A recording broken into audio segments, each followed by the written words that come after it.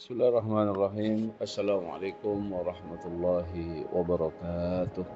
Innal hamdalillah nahmaduhu wa nasta'inuhu wa nastaghfiruh wa na'udzu billahi min shururi anfusina wa min sayyiati a'malina.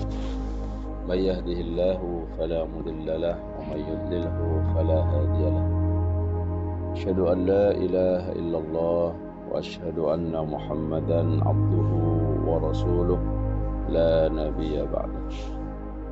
اللهم صل وسلم وبارك وكرم على حبيبنا وشفيعنا وقرة أعيننا محمد وعلى آله وصحبه وسلم تسليما كثيرا. نود التأني والتعليم والإفادة والاستفادة والنفع والانتفاع لله تعالى. اشرح لي صدري ويسر لي أمري واحلل عقدة من لساني يفقهوا قولي آمين يا رب العالمين. اللهم إنا نسألك الهدى والتقى والعفاف والغنى آمين. Bagaimana kabarnya ini semuanya? Ini baru semuanya atau wajah lama?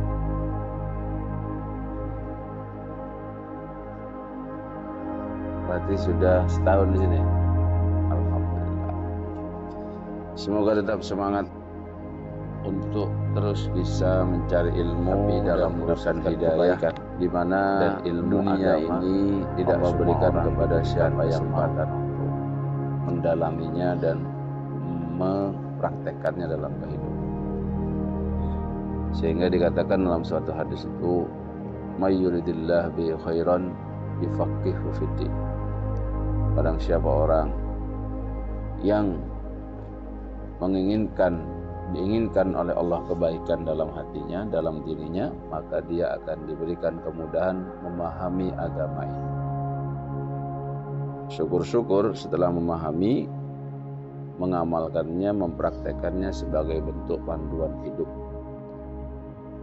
Maka usaha kalian di sini berapa tahun, 2 tahun di sini adalah tidak lain dan tidak bukan untuk mewujudkan kebaikan-kebaikan tersebut. Pembahasan kita pada pagi hari ini adalah hadis ke-12 dari susunan hadis Arba'in Nawawi yang disusun oleh Imam Nawawi, di mana hadis ini berbunyi Bismillahirrahmanirrahim. An Abi Hurairah radhiyallahu anhu qala Rasulullah sallallahu alaihi wasallam min husni islamil mar'i tarkuhu ma la ya'ni. Yang mana artinya dari Abi Hurairah radhiyallahu an,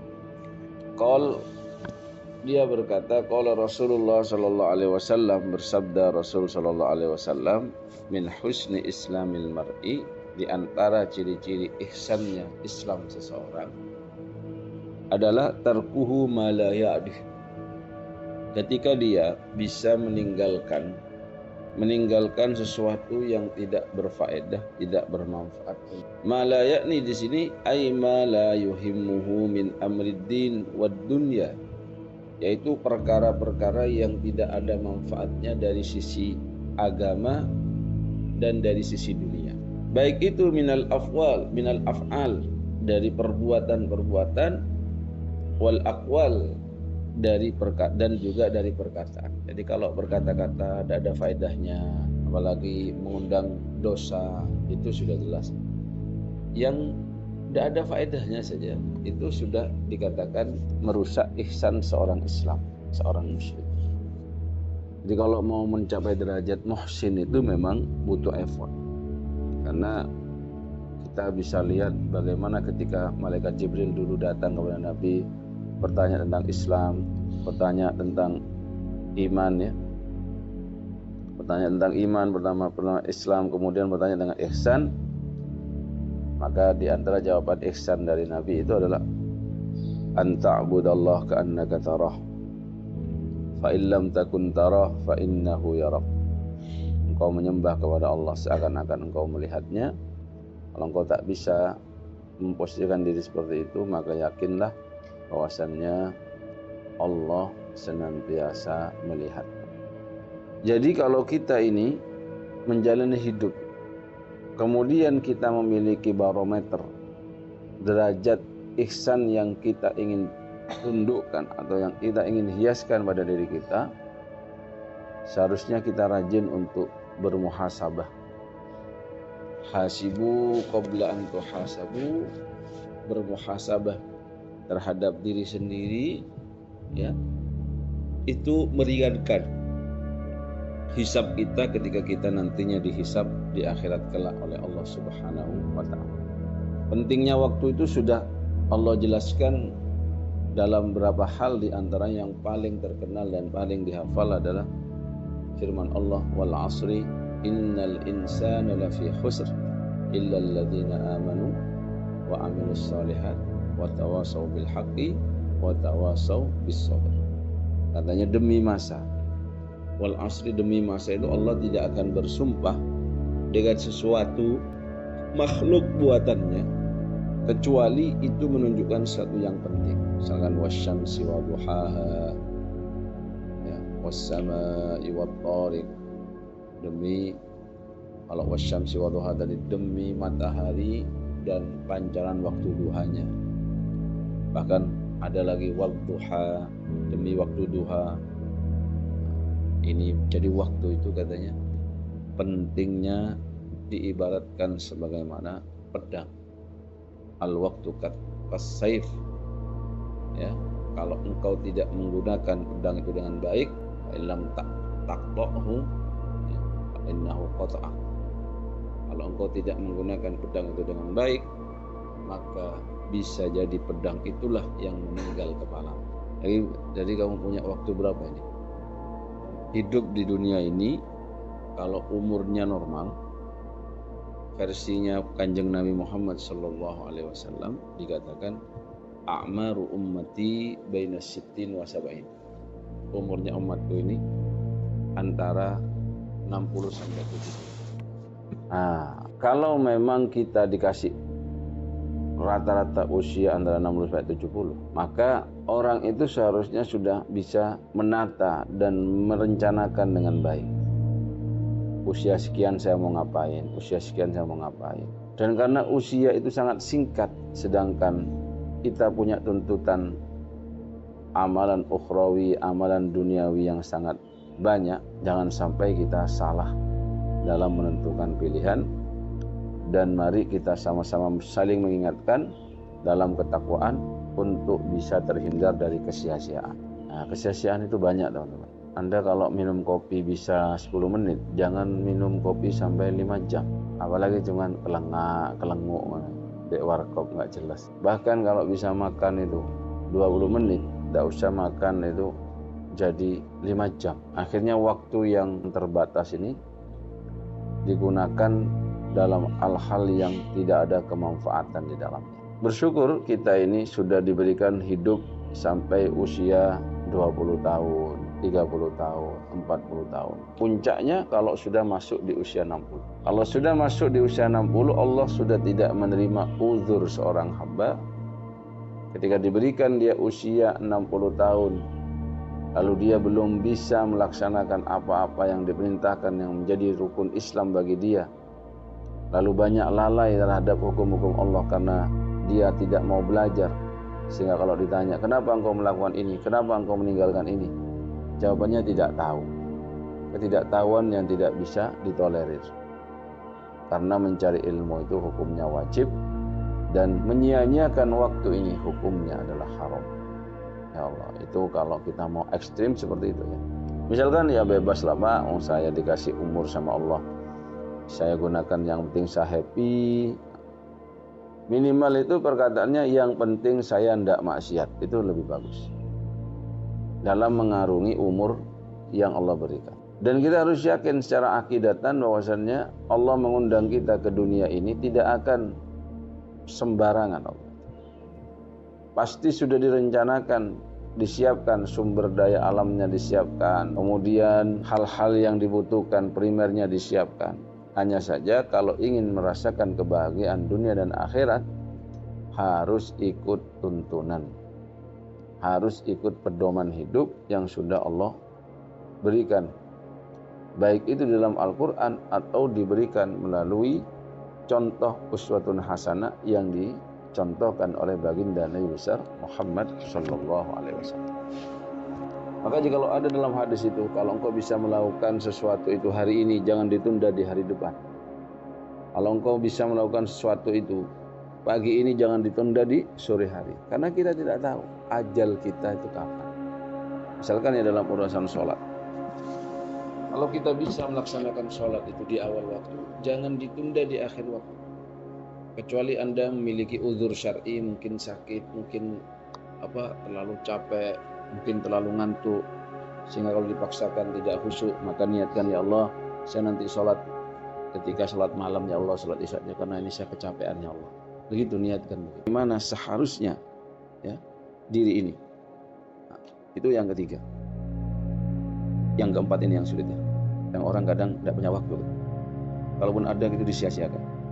Wasa'atun yakhlu bidil jalali wal ikram.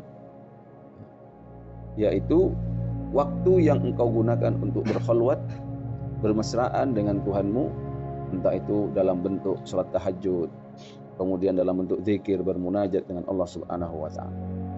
Ini enggak semua orang mampu ya. Orang kalau sedekah, orang belajar pun bisa. Orang kalau rajin ke masjid, ya, anak kecil pun bisa. Tapi orang yang mau bangun di sepertiga malam, bermunajat kepada Tuhannya, bermunajat kepada Rabbul Alamin, ya, mengintrospeksi dosa-dosa yang sudah dilakukan. Nah, ini kata iman yang sulit. Karena itu adalah da'bus sholihin. Ciri-cirinya orang soleh itu mereka yang bisa berkhalwat dengan Tuhannya. Jawab iman jemaah sekalian, kalau kita ini melihat ihsannya seorang bergantung dari sejauh mana dia melakukan atau mengisi waktu-waktunya dengan sesuatu yang bermanfaat, maka setidaknya kita ini semua ini tidak lepas dari tiga hal. Pertama adalah tazawudun lima'ad, yaitu bagaimana kita menyiapkan bekal untuk kematian. Nah, itu amal-amal soleh, semuanya itu bekal untuk kematian. Fatazawwadu fa inna khairaz zadit taqwa. Dan berbekallah kalian, karena sesungguhnya sebaik-baik bekal itu adalah takwa. Atau yang kedua urusan dunia, wa mu'natun lima'ash. Bagaimana kita cari ma'isyah? Mau dagang kayak mau kerja, hanya saja kadang orang itu lebih cenderung untuk cari nafkah saja, tapi tidak mencari bekal terhadap kematian berikutnya. Dan yang ketiga adalah waladzatun fi ghairi muharramin. Kita mencari kesenangan boleh, karena hidup inilah ibun walahun. Tapi jangan sampai kesenangan itu berkaitan dengan kemaksiatan. Jadi nggak bisa orang nggak boleh senang itu. Justru orang ini hidup harus senang. Anda punya kesenangan apa? Tinggal dibatasi saja. Jangan sampai kesenangan Anda itu yang awalnya mubah menjadi muharram. Misalkan apa? Game itu hukum dasarnya mubah. Tapi kalau nge-game terlalu dominan sampai sholat aja lalai, sampai dalam seharusnya sholat di awal waktu jadi akhir waktu gara-gara nge-game, yang nge-game itu yang membuat kalian dosa. Bisa berubah dari al-mubah menjadi muharram karena sudah melalaikan. Nah, di sini teman-teman ya, pentingnya kita mengambil ilmu dari apa yang disampaikan Rasulullah Muhammad Sallallahu Alaihi Wasallam. Maka seharusnya dari hadis ini kita memiliki motivasi. Dengan akal kita yang sehat, dengan akal kita yang kuat, ya, dia ini bisa melihat saya hidup di zaman apa, saya sedang menghadapi zaman apa yang harus saya lakukan. Itu penting. Yang kedua, dia harus bisa pinter-pinter menjaga lisannya. Ya, hafidhon li lisanihi. Ketika dia berkata-kata itu faedah atau tidak, atau hanya menambah suasana keruh, atau dia bertanya pada sesuatu yang tidak ada faedah untuk dijawab. Nah, begitu ya. Makanya kalau berdebat sesuatu yang tidak ada manfaatnya secara real itu rugi menurut saya. Debat sampai muru-muru dalam gini sampai 1 jam, 2 jam, 3 jam, tapi hasilnya nggak ada. Hasilnya ya itu saja. Maka khawatir kalau kita ini hanya bicara tanpa kontrol, pembicaraan kita menjadi bumerang. Apa yang kita omongkan bersama kolega kita, apalagi itu tidak ada sisi faedah, manfaat duniawi dan ukhrawinya, maka khawatir nantinya itu menjadi bumerang dan menjadikan ihsannya kita dalam berislam itu berkurang. Maka beruntunglah orang yang pandai mengatur waktunya, atau juga pandai mensucikan jiwanya dalam masa-masa menuju ke kehidupan berikutnya, yaitu alam barzakh. Qad aflaha man tazakka wa dzakara isma rabbuhu fasalla bal tu'thiruna al-hayata ad-dunya wal akhiratu khairu wa abqa. Inna hadza la fi suhufil ula suhufi Ibrahim wa Musa. Ini biasa dibaca di sholat Jumat biasanya, surat Al-A'la. Maka janganlah kita ini malas dan kita ini apa? Meninggalkan sesuatu yang bermanfaat untuk kita lakukan. Jadi kalau 24 jam itu seharusnya sampean sudah punya reng-rengan. Jam segini saya ngapain, jam segini waktunya ini saya harus begini, waktunya ini harus begini gitu. Jangan hanya melakukan sesuatu itu mengalir saja katanya. Saya mengalir seperti air. Ya kalau Anda dibawa kepada aliran yang benar. Dibawa kepada aliran yang sesuai dengan hukum Allah dan syariatnya Allah. Kalau kalian itu tidak benar dibawanya, maka kalian akan tersesat. Waktu 60 tahun itu sebentar. Apalagi waktu kuliah. Semester berapa saya? Semester berapa? 3. Setelah ini semester berapa? Sama. Sibuk ngatur waktu hari ini Mas. Belajar. Mau ujian? Hebat nih, punya 2 akal. Belajar ilmu dunia sama akhirat dalam satu waktu. Jadi semalam itu tidak cukup waktunya belajar ilmu dunia. Belum cukup. Padahal kamu tidur berapa jam? Semalam. Jam 1. Belum selesai.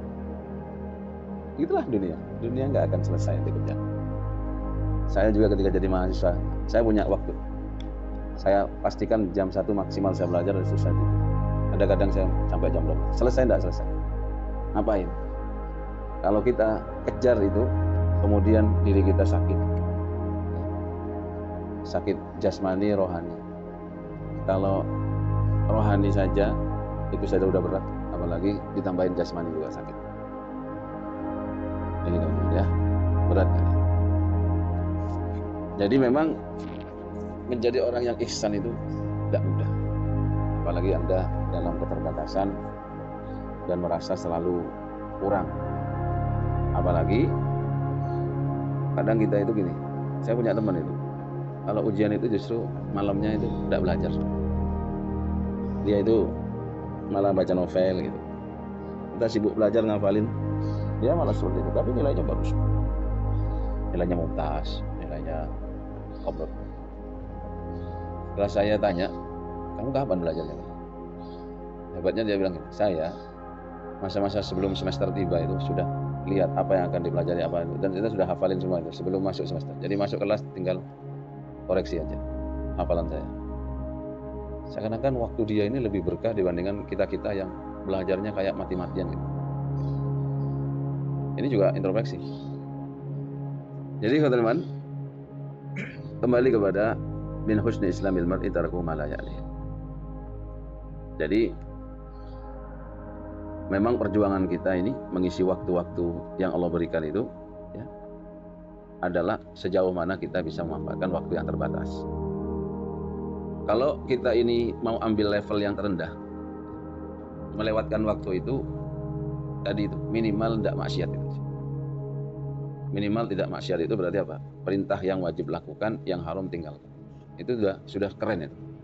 Bahkan hidup di akhir zaman bisa kayak gitu itu udah bagus banget. Ada orang yang bertanya kepada Nabi itu, Nabi, kalau saya menjalankan yang wajib-wajib saja, kemudian meninggalkan yang haram-haram saja, apakah saya bisa masuk surga? Maka kata Nabi, bisa. Yang wajib fokus laksanakan, yang haram tinggalkan, itu udah bisa. Apalagi kamu bisa melaksanakan yang wajib dan yang sunnah, tambah top itu. Bisa meninggalkan yang haram dan yang makruh. Dari hadis ini kita setidaknya mendapatkan 2 pesan moral dan motivasi kehidupan. Yang pertama adalah keislaman seseorang itu bergantung erat dengan apa yang kita lakukan sebagai muslim.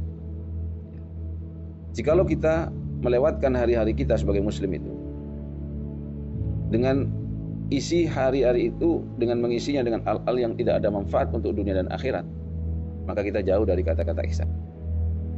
Karena apa? Karena kita sudah menyia-nyiakan waktu yang Allah berikan, yang mana waktu itu kalau sudah kita lewati tidak akan bisa kembali. Akhirnya kalau sudah jadi orang yang dewasa, dia mengatakan, laitas syabab ya'udu yauman. Andai saja waktu mudaku kembali lagi. Sama ya, dulu Habibie itu kan pernah menyampaikan begitu. Andai kan saya tahu ini, dia akan memperbanyak belajar terkait Al-Quran dan isinya ini. Dan dia merasa menyesal gitu. Kenapa dari dulu saya tidak banyak mempelajari itu. Nah ternyata yang paling banyak berpengaruh kepada hidup, kebahagiaan hidup dan lain sebagainya. Bukan berarti ilmu dunia tidak penting. Tapi terkadang manusia ini, sebagaimana yang saya sampaikan tadi di surat Al-A'la tadi, banyak yang terkecoh terlalu mementingkan dunia sampai lupa akhirat. Urusan kerja sampai tidak sholat, urusan kamu nge-lab sampai tidak ke masjid.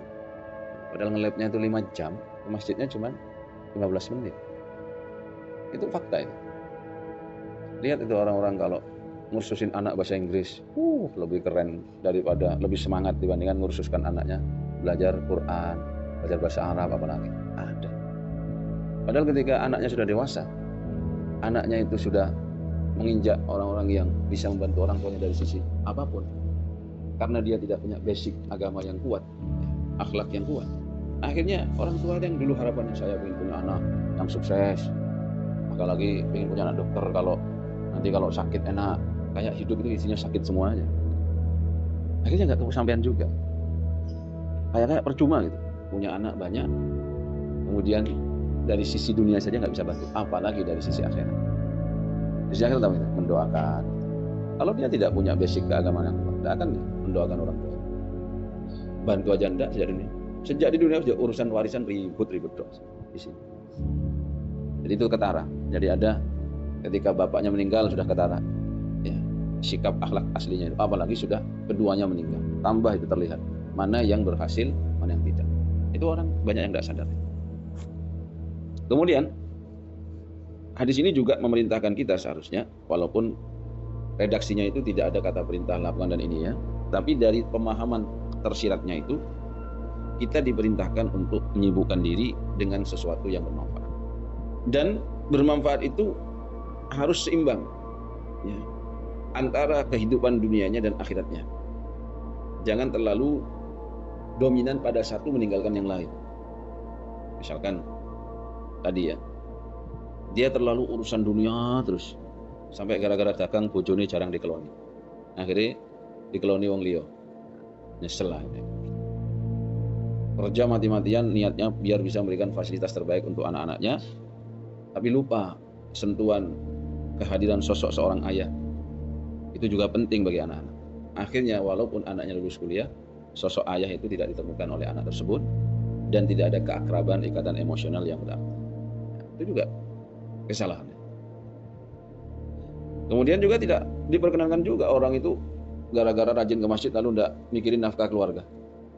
Gara-gara rajin i'tikaf di masjid, keluarganya kelaparan di belakang. Tidak mikirin ma'isyah, tidak mikirin nafkah. Itu juga salah. Kenapa? Karena ma'isyah mencari nafkah itu juga bermanfaat untuk keduniawaannya. Dan dunia itu memang tempat kita ini menanam untuk panen di akhirat.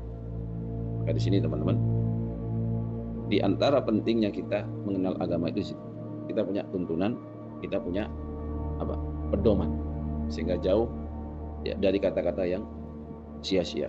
Kalau berkata tidak sia-sia, kalau berbuat tidak sia-sia, bahkan kalau bertindak tidak mengandung kemaksiatan. Kayak tadi itu. Jadi dia menyiapkan urusan bekal kematiannya, dia juga tidak lupa akan ma'isyah mencari nafkahnya, dan yang ketiga tidak, intinya jangan lewatkan hidup ini dengan kesenangan-kesenangan yang berbau kemaksiatan. Berat itu. Orang misalkan, karena Allah sudah kasih solusi, suka lawan jenis, solusinya menikah. Suka makan, solusinya makanlah yang halal dan thayyib. Biar bahagia kalian. Kalau makan yang haram, akhirnya kalian tidak bahagia. Suka berkegiatan, maka berkegiatanlah dengan orang-orang yang soleh, sehingga Anda tertular kesolehan dan Anda merasakan bagaimana nikmat-nikmatnya ya bersosial. Saya pikir itu ya dari hadis ini, semoga bermanfaat.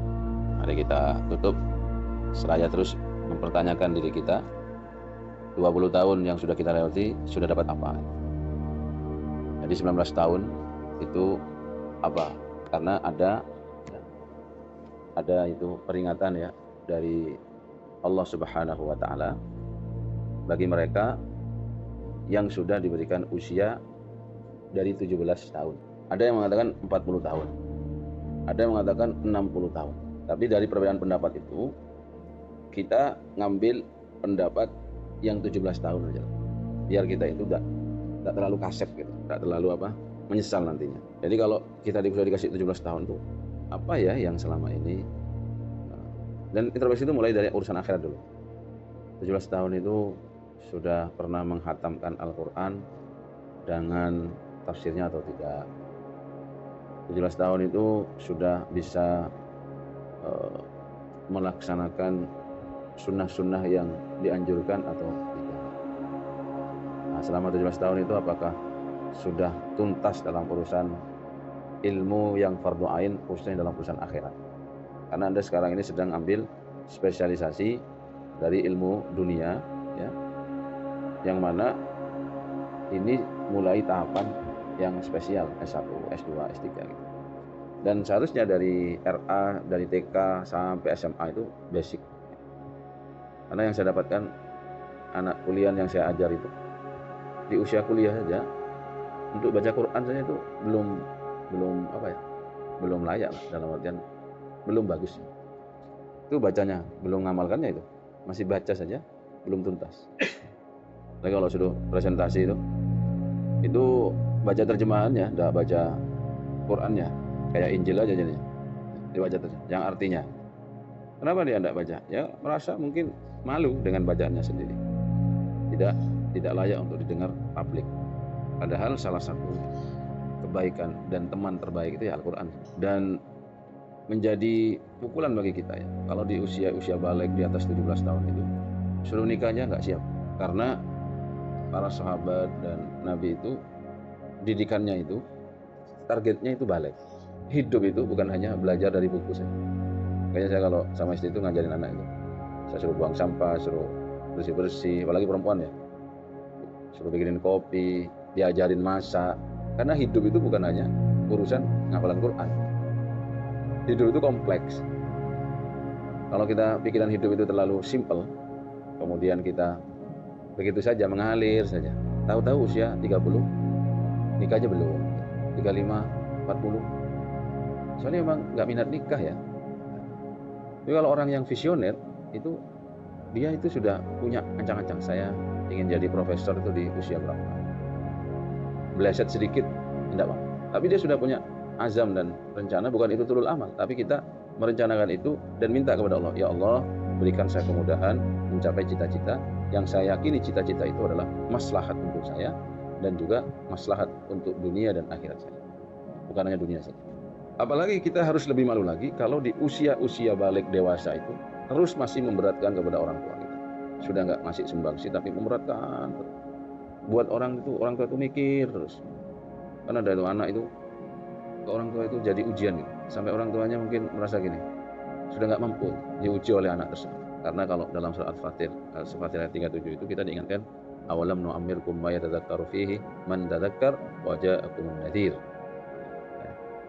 Kenapa kamu tidak mau mengingat setelah diberikan umur sekian lama, setelah datang kepadamu peringatan, baik itu berupa Rasul, baik itu berupa fisik, baik itu berupa pahitnya kehidupan. Intinya kalau An-Nadhir di sini katanya ada yang mengatakan uban, itu sudah peringatan orang. Kalau sudah beruban itu peringatan. Dan umur yang dimaksud di sini awalam nu'ammirkum ma yatadzakkaru fihi man tadzakkar. Kenapa kamu tidak memikirkan? Sudah dikasih umur dan mengatakan tsamaniyah asyara sanah, dikasih usia 18 tahun. Kok tidak ada target-target ke depannya? Wa qala wa qila arba'ina sanah. Ada yang mengatakan 40 tahun. 40 tahun itu harus muhasabah, flashback ke belakang. Apa yang sudah dilakukan? Kalau tertinggal jauh, mari kita. Ada juga yang mengatakan sittina sanah, ya. Itu yang orang itu yang dikatakan kalau sudah diberikan usia 60 tahun a'dzarallahu ila imri'in akhara ajalahu hatta balagha 60 sana. Allah tidak menerima uzur orang yang sudah diberikan usia 60 tahun. Maka jangan sampai kita menyesal di kemudian hari. Ini kita sudah masuk pada fase pertama peringatan. Kalau adik-adik semuanya itu fase pertama 18 tahun peringatannya. 18 tahun itu kalau suruh nikah siap itu berarti keren, Pak. Ini siap nggak kalau suruh nikah? Lu siap? Itulah. Sampai itu ada yang perempuan katanya, didikan Nabi itu untuk anak perempuan. Usia balik 12 tahun, 14 tahun itu sudah siap nikah, harusnya begitu. Sehingga generasi itu terus berlanjut. Jangan bangga dengan pendidikan barat sana yang kadang dibanggakan tapi tidak sesuai dengan perspektif Islam. Saya lebih keren melihat orang itu berani nikah muda tapi sukses daripada nikah tua tapi sukses. Tua, Pak, mau petang bolu ket nikah. Terus 50 baru nikah, hampir expired. Baru punya anak usia 55. Digeromba ya, Mbak. Cucunya ya, anak saya. Nggak perlu itu. Produktivitasnya sejak muda itu sudah terlihat. Jadi orang kan kalau Kak Situ atau apa siapa lihat anak masih kecil itu kalau nikah malah dipermasalahkan, ya kan? Tapi kalau di Islam itu usia pernikahan itu tidak dipermasalahkan. Selama dia balik itu sudah dianggap boleh menikah. Gitu. Kalau di Indonesia berapa? Kalau usia perempuan 19. Kalau laki 20, 21. Itu rendah targetnya itu. Bayangkan kalau kamu, saya juga mikir loh. Setelah saya perhatikan dan saya belajar, Nabi itu menikahkan anaknya, Siti Aisyah itu di usia berapa? Ada yang mengatakan 9 tahun kan? Dan di usia balik sudah siap untuk berumah tangga. Berarti kalau di usia itu, usia 12 itu sudah siap berumah tangga dengan balik. Dia juga bisa bagaimana melayani suami, bagaimana melayani umat, bagaimana mengabdikan dirinya, mencari ilmu dan seterusnya. Itu kan keren itu. Sekarang usia 12, berangkat sekolah masih antar jemput. Ya, wajar kalau jauh. Tapi nyuci baju sendiri nggak bisa, apalagi nyuci bajunya orang. Masak nggak bisa. Masak Indomie dok ya bojone kanker. Saya juga mikir, ya apa ya, hebat banget orang dulu. Didik anaknya itu. Ini saya itu nikah usia 9 tahun. Katanya usia 12 dia sudah mandiri. Di kita ini yang tertinggal. Harapannya ya, karena ya mindset yang salah itu. Akhirnya perempuan nikah usia 30. Kalau usia 30 nikah itu untuk punya anak 5 berat ya. Jangankan anak 5, 3 aja udah berat, teteran. Kan banyak ini. Saya aja dimintain tolong cari suami itu sulit. Akhirnya ya yang nikah yang tua-tua juga. Dan orang barat sana lebih parah lagi. Coba dicek tuh. Ada yang banyak menghabiskan hidupnya dengan anjing, nggak mau nikah. Orang nggak mau nikah itu mental. Itu sudah mencerminkan kematangan dirinya. Takut dong. Berarti dia tidak sukses. Suksesnya lama. Dalam artian apa? Itu versi ya, versi Islam ya. Kalau versi yang lain mungkin mau versinya orang yang merahibkan diri, wallahu a'lam, dan itu tidak sesuai dengan sunnah. Nah, nikah seperti faman raghiba seperti ya, saya kira cukup ya. Semoga pagi hari ini bisa memotivasi kita, khususnya yang menyampaikan ini. Saya pun juga motivasi diri, teman-teman. Saya target pengennya itu kalau dalam akademik 45 itu sudah bisa profesor.